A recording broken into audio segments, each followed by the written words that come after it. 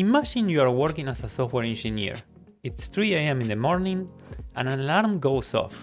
You look at your phone and see a pager throwing an alert on one of your KPIs. You wake up groggy to try to find the root cause of the issue and fix it. You realize that you don't have other service metrics in place. It's going to take time to scrape the logs just to try to see what's wrong. And worst of all, you can't find your socks.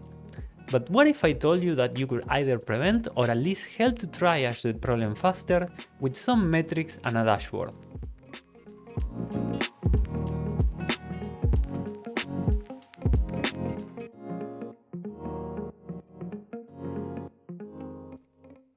Let's talk about one of the most common key performance indicators or KPIs to keep track in your services.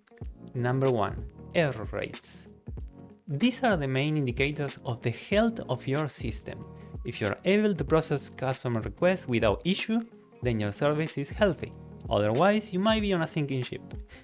Sometimes this can be point to a particular problem, but most of the time it's just a global indicator that something is not right, and you need other metrics to understand why. Number 2. Infrastructure utilization.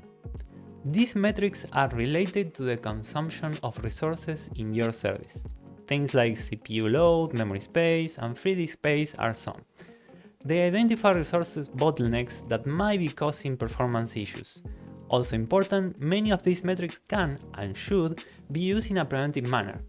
Imagine a metric on disk space left. If you get an alarm saying 0% disk left, is that really helpful? If you instead put a 20% disk left, then you can take remediations without having to turn off fires. Number 3. Mean time to recovery. We also have metrics that help you understand your processes.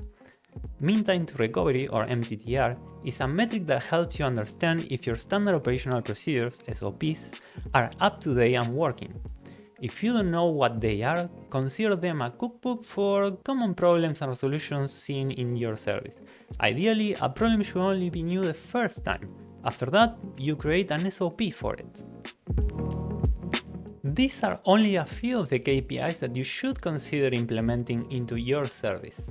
If you want to know more, check out our blog post about infrastructure performance monitoring. Link on the description.